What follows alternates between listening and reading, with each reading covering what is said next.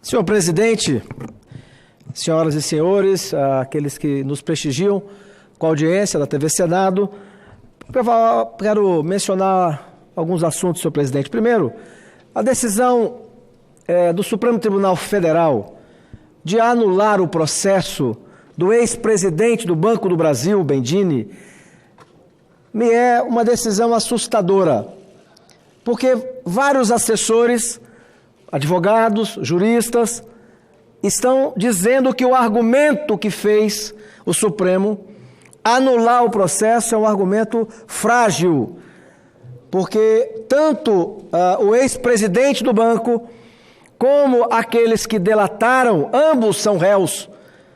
E parece que o entendimento é claríssimo de que entre réus não há aquele que tenha que falar por primeiro ou por último. Portanto, o argumento da defesa do ex-presidente não seria válido.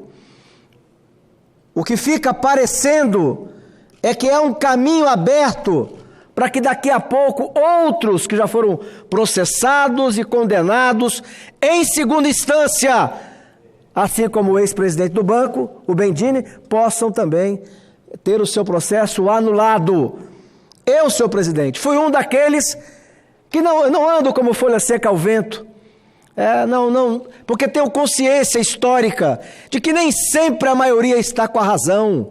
Olha o que aconteceu na Segunda Guerra Mundial, olha o que aconteceu na Alemanha nazista, olha o que aconteceu na Itália fascista, na Rússia comunista, na China, para ficar nesses exemplos, quando os maiores facínoras da humanidade do século passado, em determinado momento, tiveram a ovação da sua população, e nem por isso estavam corretos. E aí fui um daqueles, senhor presidente, que não assinei a CPI contra o judiciário, porque entendia, naquele momento, que o Brasil tinha uma agenda de socorro, SOS Brasil, para salvar o governo federal, os governos dos estados e vários municípios do Brasil. Precisávamos fazer as reformas propostas pelo governo eleito em 2018. E eu entendi e disse isso na CCJ, claramente, publicamente, que nós iríamos inverter a agenda do Brasil. Conheci também os argumentos jurídicos que ajudaram a me dar mais força para afirmar, porque o argumento jurídico dava conta de que provavelmente alguém ia entrar ao Supremo para saber se procedia ou não, se nós teríamos esse poder ou não, e o Supremo é que teria que julgar. Portanto, haveria uma contenda jurídica. Então, esses argumentos, muito bem delineados, defendidos pelo nosso senador Pacheco, lá de Minas Gerais, o Rodrigo, um colega absolutamente competente, contribuíram para que o meu voto e a minha não assinatura tivessem clareza. E eu disse com toda a firmeza que conhecia a partir daquele momento argumentos jurídicos, mas que a minha argumentação ela era neste campo mais político. Eu entendia que o Congresso Nacional iria se afastar da pauta urgente, que era a pauta das reformas econômicas. Mas o que nós observamos nesses últimos meses é que o Congresso Nacional, num momento talvez único, ele assumiu uma pauta independente da sua relação com o Poder Executivo. Acho que é um momento raro, não vou dizer que seja único, mas é um momento raro em que o Congresso Nacional, independente da relação harmoniosa ou não com o Palácio do Planalto, tomou a agenda em suas mãos. Por isso eu parabenizei aqui, nessa tribuna, o presidente da Câmara, Rodrigo Maia, que cumpriu, a meu ver, um papel fundamental. Então, o Poder Legislativo hoje, ele já deu provas de que a agenda econômica de reformas do Brasil está nas mãos do Congresso Nacional. E aí está a reforma da Previdência aqui no Senado, e que com certeza daqui a 60 dias ela estará aprovada, como vamos aprovar alguma mudança da reforma tributária, pelo menos no que diz respeito à questão da federação. Então, aprova, senhor presidente, que agora eu já não tenho mais a mesma preocupação. E quando eu vejo o Supremo Tribunal Federal tomar decisões como essa, eu paro e penso se de fato não é o momento de fazer com que essa CPI prospere. Porque, de um lado, o Congresso já demonstrou que não para por conta dessa relação com o Executivo. As reformas estão caminhando. E, por outro lado, o Supremo continua tomando atitudes que parece que ele se acha acima de tudo e de todos. Será a primeira observação, senhor presidente. Agora, no mais, eu gostaria de mencionar mais uma vez essa questão sobre a Amazônia. Me impressiona, presidente Paim. Aqui nós temos nosso outro senador, foi governador, deputado federal, governador de Rondônia, Confúcio. Eu fico impressionado, colega Confúcio. Me impressiona ao longo dos anos. Em 2016, a Gisele Bündchen, uma brasileira bilionária, que vive praticamente na Europa, nos lugares mais desenvolvidos do mundo, sobrevoou a Amazônia e tem uma imagem, ela estava chorando por ver algumas áreas desmatadas e algumas delas em fogo. Eu fico imaginando, senhor presidente, com todo o respeito que essa artista da moda merece, como merece qualquer brasileiro, por mais rico ou mais pobre que ele seja, mas eu fico imaginando quando essa mesma artista da moda sobrevoa a Europa, então ela deve chorar do começo ao final, senhor presidente. Porque se aqui no Brasil uma pessoa tão famosa vai às lágrimas porque vê um pedaço da vegetação nativa desflorestado, o que dizer da Europa? Agora, recentemente, eu fico impressionado, senhor presidente, porque nós temos vários artistas que acham, porque são artistas, são cientistas. Eles acham que porque são artistas ou jornalistas, muitas vezes sustentado com dinheiro público, eles acham que entendem de tudo. E aí veio uma cantora brasileira, dia desse, Anitta, dando lição de moral sobre a Amazônia. E numa ignorância medonha, dizendo que a Amazônia é o pulmão do mundo. Meu querido ex-governador Confúcio, ninguém mais acredita nisso, porque isso não é verdade. Então, argumentos frágeis e de pessoas que se preocupam com um tema que é uma agenda de fora para dentro.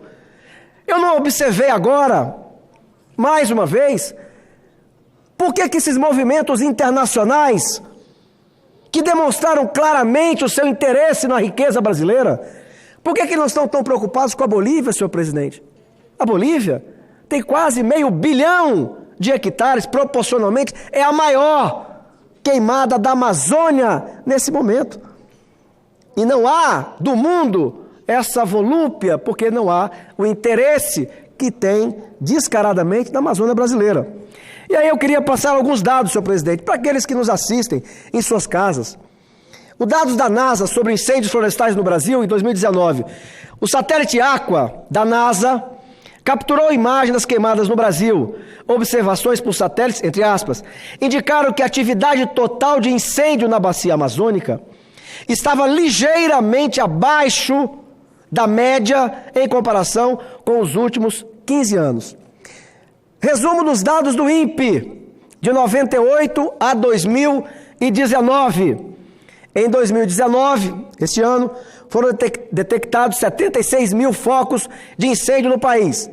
A média anual, entre 98 e 2019, é de 22 mil. O pior ano, 2007, com 393 mil focos de incêndio.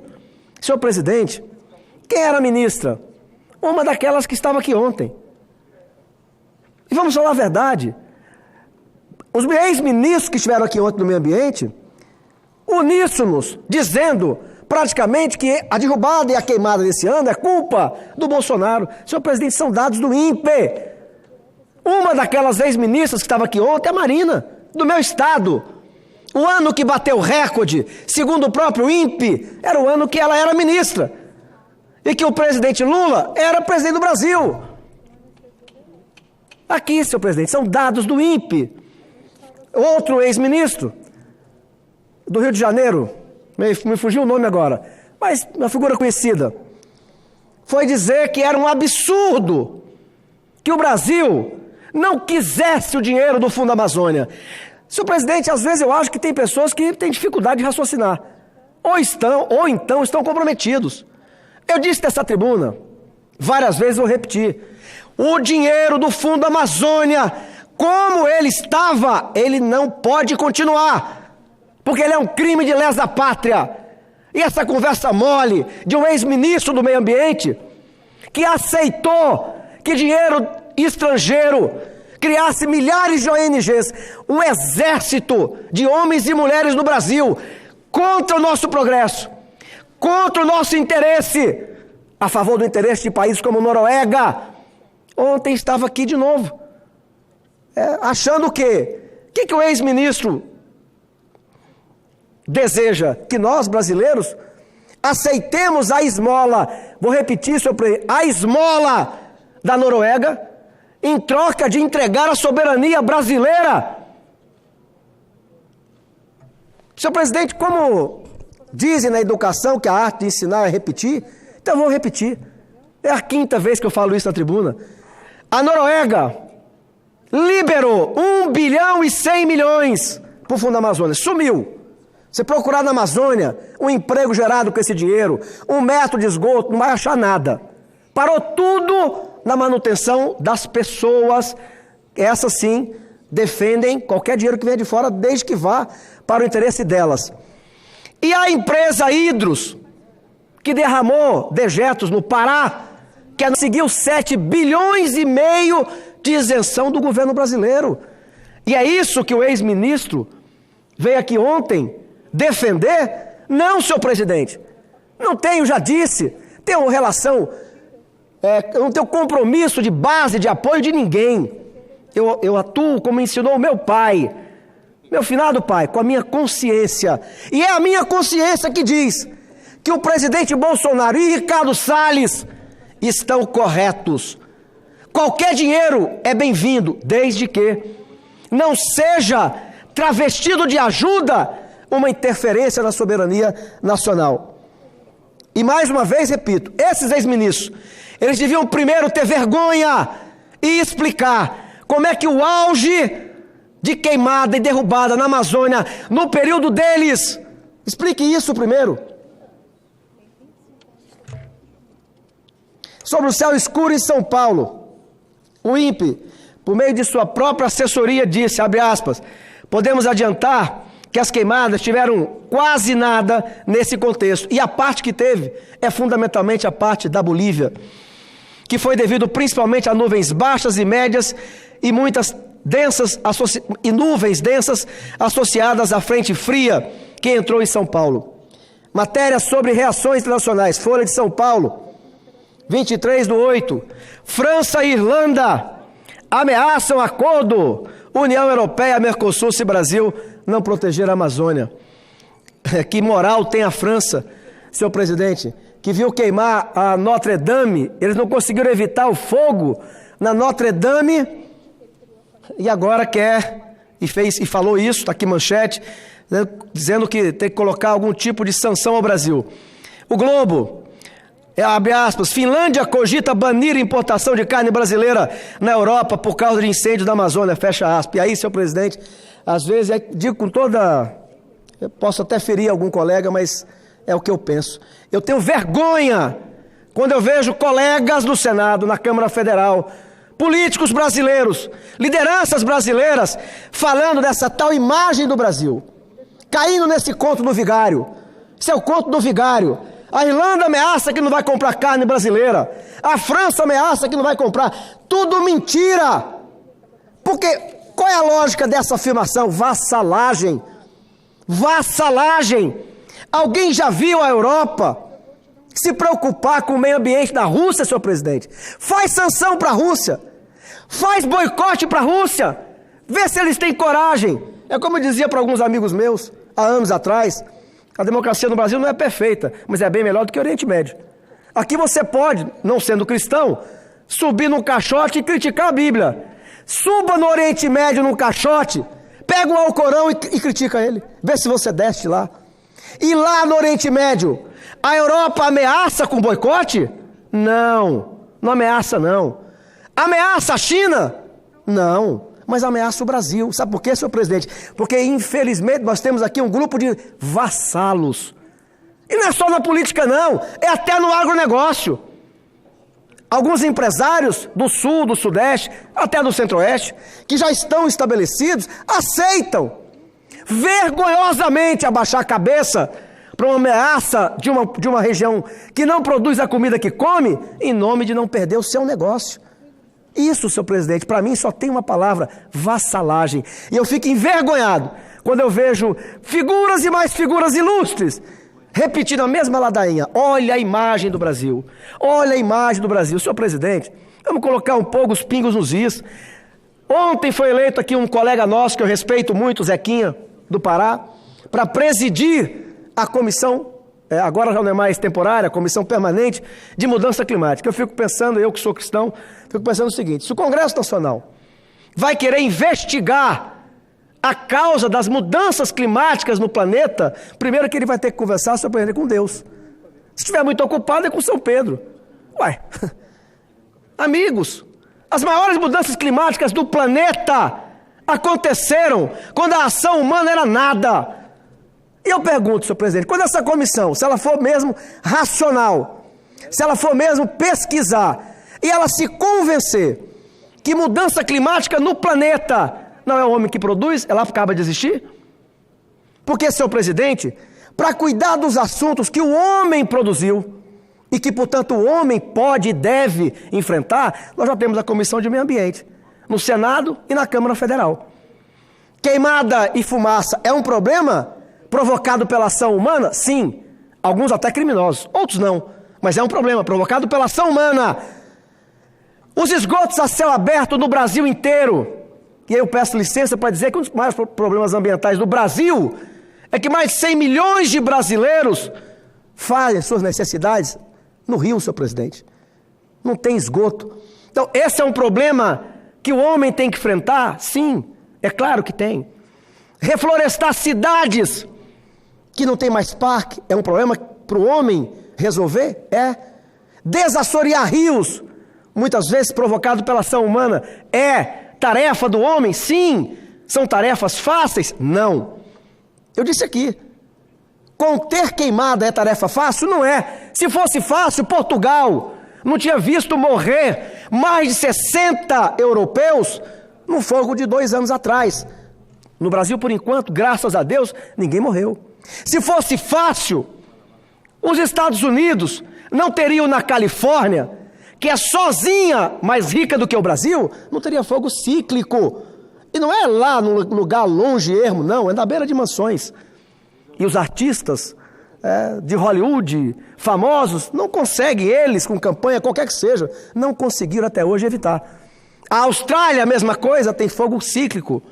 Portanto, se fossem fáceis, seria resolvido já nos governos passados. Não são tarefas fáceis. Mas essas são ações que foram provocadas pela ação humana. E aí a Comissão de Meio Ambiente do Senado e da Câmara, junto com os executivos, tem sim. Agora, eu vejo pouco foco naquilo que o homem provocou e que o homem deve enfrentar, e aí desfoca para outra ideia. Qual seja a ideia? Ora, quando vê aquela geleira caindo, se olha, o homem está acabando com a natureza. Que ignorância! Aquele gelo foi feito há 200 anos, senhor presidente. Portanto, muito antes da fase do capitalismo, da fase industrial, da revolução industrial. É o gelo produzido lá na calota polar, que ele vem vindo, e uma hora ele vai encontrar com águas e com temperaturas mais quentes e ele derrete. Portanto, senhor presidente, eu queria, ao terminar e agradecendo vossa paciência, dizer que eu como acriano, tenho uma honra de representar o meu estado, o estado que foi feito, lógico, todos nós temos histórias, o Rio Grande do Sul tem sua história peculiar, São Paulo, Rondônia, mas eu louvo aqui muito a história do meu estado, do Acre. Uma história de gente valente, brava, corajosa. O Brasil precisou, por mais de uma vez, convidar brasileiros do Norte e do Nordeste, principalmente, para ocupar aquele território, transformá-lo em Acre. Milhares de pessoas morreram, senhor presidente, para fazer daquele pedaço de chão o Brasil. E o que eu lamento como brasileiro, como representante daquela gente, que depois, quando já estava acabado os seringais, veio a Segunda Guerra Mundial, aonde a dona Alemanha Porque se começar a continuar com essa brincadeira, senhor presidente, eu vou ter que começar a lembrar, porque para a história 100 anos não é nada. E aí eu vou continuar lembrando quem que provocou as duas maiores guerras mundiais. Porque falam como se tivessem moral histórica para falar. Como se fossem detentores, né, do arcabouço dos direitos humanos da humanidade. Ainda tem contas a pagar. E a Angela Merkel, quando abriu mais as suas fronteiras, depois ela fechou, porque a pressão interna obrigou. Mas quando ela abriu mais as fronteiras para receber imigrantes, o que ela disse? Que ainda era parte de uma dívida histórica que a Alemanha nazista tinha com a humanidade. Mas como brasileiro, o que eu lamento, senhor presidente, é que nesse debate se perca a razão. Se perca a razão e vá para um campo totalmente emocional. E aí você observa nas redes sociais, de um lado e do outro, uma militância. E quando vira militância, pouco acrescenta para a racionalidade.